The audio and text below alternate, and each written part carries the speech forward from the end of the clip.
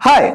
आपके साथ क्या कभी ऐसा हुआ है कि आपने किसी को मैसेज करने के लिए फोन निकाला, व्हाट्सएप खोला और तभी 2-3 अनरेड मैसेजेस थे। आप उन मैसेजेस को पढ़ने लग गए और थोड़ी देर बाद आप सोचने लगे, यार मैंने किसको मैसेज करने के लिए फोन निकाला था। या फिर काम करने के बीच में 1 या 2 मिनट ही बस मिले थे फ्री, उसमें भी इंस्टा रील्स को स्क्रॉल करने लग गए। अब मुझे आपका तो पता नहीं, पर जब मैंने खुद को और अपने आसपास के लोगों को ऑब्जर्व किया तो मुझे कुछ 3-4 चीजें समझ आई। सबसे पहली कि हमारा अटेंशन स्पैन बहुत छोटा हो गया है। जैसे कई बार बोर हो रहे होते हैं ना और उसके लिए मूवी लगा लेते हैं, तो मूवी देखते देखते भी बोर हो जाते हैं। 2 घंटे की मूवी देखना भी बहुत ज्यादा बड़ा काम लगने लगा है। या फिर हमारी ना लिसनिंग उतनी ज्यादा डीप नहीं रही। लोग सामने बैठे हैं बट देयर आर 100 थिंग्स, हमारा दिमाग चल रहा है और इसीलिए कंप्लीट अटेंशन नहीं दे पा रहे उसको। नंबर 3, हमको खाने के बाद भी इमीडिएटली भूख लगना और स्पेशली क्रेविंग होना कुछ प्रोसेस्ड फूड खाने की। And 4th, the worst one, रात को लेटे हैं बेड पर, लाइट भी बंद है पर नींद ही नहीं आ रही, बस लेटे हुए हैं। इनफैक्ट नींद ना आने की वजह से फिर से फोन उठा के उस पर लगे हुए हैं। अब इसमें सिचुएशन 100 हो सकती है पर इन सब का रीजन एक ही है, ओवर स्टिमुलेटेड डोपामाइन। जी हाँ, पर ये डोपामाइन है ही क्या? ओके, हमारे दिमाग में बहुत सारे सेल्स होते हैं, उसमें से कुछ सेल्स होते हैं न्यूरॉन, और ये न्यूरॉन से एक से मैसेज दूसरे तक पहुंचाने की रिस्पॉन्सिबिलिटी है न्यूरोट्रांसमीटर्स की। और इनमें से एक न्यूरोट्रांसमीटर है डोपामाइन, जो हमारे दिमाग को ये मैसेज देता रहता है कि अरे यार ये काम करेगा ना तो तेरे को रिवॉर्ड मिलेगा। So it anticipate rewards. अब इसके बहुत सारे फायदे हैं, बिकॉज सोचिए हम हर काम रिवॉर्ड के लिए करते हैं, और अगर कोई चीज हमारे ब्रेन को बार बार इंस्पायर कर रही है एक्शन लेने के लिए कि उसे रिवॉर्ड मिलेगा, तो अच्छी बात है ना। रिप्रोडक्शन भी इसी वजह से होती है, इसीलिए हम लोग यहाँ पे हैं। बट आज की डेट में एक प्रॉब्लम हो रही है कि डोपामाइन ओवर स्टिमुलेट हो रहा है। ओवर स्टिमुलेट बोले तो ओके, इसे एक एग्जांपल से समझते हैं। सोचिए आपका डोपामाइन आपके दिमाग को बोलता है, भाई चलना ये काम करते हैं, बहुत मजा आएगा। तो अच्छी बात है ना, इंस्पायरिंग दोस्त है। पर अगर वो ऐसे करने लगे कि वो आपको बोले, चल ना भाई, चल पढ़ाई करते हैं, बहुत मजा आएगा, अच्छे नंबर आएंगे, खूब नौकरी अच्छी मिलेगी, पैसा अच्छा कमाएंगे, और 2 मिनट बीतते ही वो आपको बोले कि चल यार भाई थोड़ी सी इंस्टा रील देखते हैं, देख कुछ नया आया, बहुत मजा आएगा, और थोड़ा वो बोलने लगे, चल ना यार पॉर्न देखते हैं यार, बहुत मजा आएगा, तो होगा क्या? एक्चुअली हम किसी भी एक काम पे कॉन्सेंट्रेट नहीं कर पाएंगे, क्योंकि हमारा डोपामाइन बार बार स्टिमुलेट हो रहा है और हमें बार बार वो एक्साइट कर रहा है कोई और काम करने के लिए, and that is a big issue. Okay, इसको ऐसे समझते हैं। एक बार साइंटिस्ट ने ना एक एक्सपेरिमेंट किया, जिसमें उन्होंने एक खाली पेट चूहे को एक केज में डाला। अब वो खाली पेट था तो वो केज में लेफ्ट राइट होने लगा।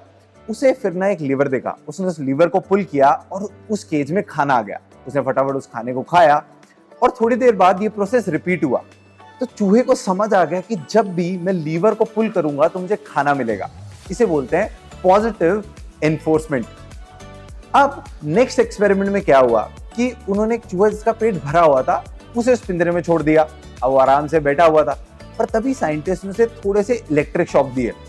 अब उस शॉक वजह से उसे डिस्कम्फर्ट आया, वो फिर से लेफ्ट राइट होने लगा उस पिंजरे में, और उसे लीवर दिखा, उसने उसे पुल किया और वो शॉक लगना रुक गए। एंड अगेन ये प्रोसेस थोड़ी देर बाद रिपीट हुआ। तो चूहे को क्या समझ आया कि जब भी मुझे शॉक लगे मुझे लीवर पुल करना है और शॉक लगना बंद हो जाएगा। इसे बोलेंगे हम लोग नेगेटिव इन्फोर्समेंट। पर थर्ड एक्सपेरिमेंट सबसे ज्यादा मजेदार था। उन्होंने एक चूहा इसका पेट भरा हुआ था उसे उस पिंजरे में डाल दिया। सबसे पहले उस चूहे ने कुछ भी एक्शन नहीं लिया, पर थोड़ी देर बाद जब उसे भूख नहीं लगेगी वो लेफ्ट और राइट होने लगा। तो उसको लीवर दिखा, उसने लीवर को पुल किया, पर इस बार खाना नहीं आया। उसने दोबारा पुल किया, फिर से खाना नहीं आया। तीसरी बार पुल किया तो थोड़ा सा खाना आया। चौथी बार पुल किया, कुछ खाना नहीं आया। पर जैसे ही उसने 5th बार पुल किया तो खूब सारा खाना आ गया। तो ये क्या था? ये थे उसे मिले वेरिएबल रिवॉर्ड्स। और आज की डेट में हमारी सोशल मीडिया कंपनीज ने अपने प्रोडक्ट को ऐसे इंजीनियर किया है कि वो हमें वेरिएबल रिवॉर्ड्स बार बार दे पाए, और इसीलिए हमें एक्साइटमेंट होती है। जब भी आप अपने इंस्टा को रिफ्रेश करते हैं तो क्या होता है कि नया फीड की एक्साइटमेंट होती है आपके दिमाग में, पता नहीं क्या दिखेगा, पता नहीं क्या नई वीडियो, क्या नई फोटोग्राफ दिखेगी। एंड इसीलिए हमारा दिमाग बार बार डोपामिन रिलीज करता रहता है कि उसे वो एक्साइटमेंट, वो रश चाहिए कि क्या नई चीज आने वाली है। अब इसका नुकसान क्या है? देखिए, कोई भी चीज की कमी या ज्यादा होना अच्छा नहीं, बैलेंस इंपॉर्टेंट है ना। तो सोचिए, अगर आपके दिमाग में डोपामाइन आज के डेट में एक्सेस में रिलीज हो रहा है, तो that's why today we do not get entertained easily, और I will say we get entertained, but ना हम लोग फुलफिल्ड फील नहीं करते। चाहे वो खाना खाने के बाद फुलफिलमेंट ना आना हो, चाहे कोई एंटरटेनमेंट सोर्स है, एंटरटेनमेंट लेने के बाद फुलफिलमेंट फील करना ना हो। पर इसका करें क्या? उसके लिए एक्शन प्लान फॉलो करने पड़ेंगे। नंबर 1 एक्शन प्लान क्या है? Identify your addiction. ढूंढिए वो चीजें जो आपके दिमाग को या आपके डोपामीन को ओवर स्टिमुलेट करती हैं, जैसे कार्बोहाइड्रेट, शुगरी फूड, या फिर बार बार सोशल मीडिया को यूज करना। दूसरा, ऐड फ्रिक्शन, मतलब इस काम को करने को ना मुश्किल बना दो। जैसे अगर आपका इंटरनेट खत्म हो गया तो उसको रिचार्ज मत कराओ, अपने मॉडेम को एक सर्टेन टाइम के बाद स्विच ऑफ कर दो। उस मॉडेम को थोड़ा दूर रखो घर में, कि आपको ना बार बार मुश्किल लगे उसको जाके ऑन करना।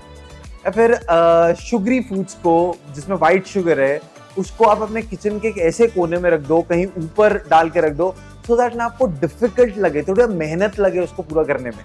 सो दैट चांसेस है कि 10 में से एटलीस्ट 1, 2, 3, 4 कभी ना कभी तो ऐसा हो गया, बोलोगे छोड़ यार, इतनी मेहनत क्यों ही करें इस काम को करने के लिए। एंड नंबर 3, अपने मॉर्निंग्स को ना इफेक्टिव बनाओ। स्पेशली अपने दिन के पहले 1 से 2 घंटे को जितना क्लीन रख सकते हो, इतना साइलेंट रख सकते हो, वो रखो। Now you can choose your own intensity इसको करने की। जैसे ऑथर कहते हैं कि आप 48 घंटे की डिटॉक्स कर सकते हो। एज इन क्या करना है उसके अंदर? उसके अंदर आपको कोई drug, alcohol, internet, movie, music, heavy exercise, porn, sex, सबसे दूर रहना है। पर अगर ये सब नहीं करेंगे तो करें क्या? आप हल्की सी वॉक कर सकते हो, थोड़ी बहुत स्ट्रेचिंग कर सकते हो, जर्नलाइज कर सकते हो, मेडिटेट कर सकते हो। अच्छा, अगर लगता है ना आपको कि मैं तो ये करते हुए मंक बन जाऊंगा, तो कोशिश करो 24 घंटे कर लो। और आप लोगों को थोड़ी मोटिवेशन देने के लिए मैं ये बता दूं कि मेरी एक फ्रेंड है जो बहुत बार विपश्यना पे जा चुकी है, जहां पे उसने 10 दिन, 21 दिन एक्चुअली में वो मतलब कुछ बात ही नहीं करी। She was into herself, you know, as in meditating roughly 24 hours, right? और अगर ये भी मुश्किल लगता है और आपको और प्रैक्टिकल सोल्यूशन देख रहे हैं, तो आप पार्शियल डिटॉक्स कर सकते हैं। जैसे लास्ट ईयर मैंने नवरात्रों में प्रोसेस्ड फूड और सोशल मीडिया से डिटॉक्स किया था। एंड ट्रस्ट मी, 10वें दिन ना मुझे प्रोसेस्ड फूड खाना या सोशल मीडिया चलाने का ना मन भी नहीं कर रहा था। तो you can also try that. पर ये फिर भी रिलैप्स दोबारा हो सकता है। ये बिकॉज हम जिस एनवायरनमेंट में रह रहे हैं, इट इज वेरी नॉर्मल कि हमें फिर से कोई डिस्ट्रैक्शन आए और we just go into the flow. ऐसा बिल्कुल नहीं है कि आपने एक बार खुद को डिटॉक्स करा और जिंदगी में कभी आपका डोपामिन ओवर स्टिमुलेट होगा नहीं, ये हो सकता है। इसीलिए ना आपको लाइफस्टाइल अपना इंप्रूव करना पड़ेगा। पर उसे करें कैसे, या फिर उसका प्रॉपर स्टेप क्या है? आपको उसके लिए हेल्प कर सकती है बुक डोपामिन डिटॉक्स, जिसकी समरी मैंने आपके साथ शेयर करी। Now it can help you to actually learn lot of things. And as you can see, बहुत पतली सी किताब है, हार्डली 2-3 घंटे लगेंगे, पर इसके लेसन्स आपका लाइफ टाइम जा सकते हैं। एंड ऐसी मैंने और बुक समरी बनाई है, जो आपके स्क्रीन पे थोड़ी देर में आती ही होगी। इसे देखेगा, आई एम श्योर ये भी आपको कुछ ना कुछ अच्छा ही सिखाएगी। यहां तक बने रहने के लिए बहुत बहुत धन्यवाद।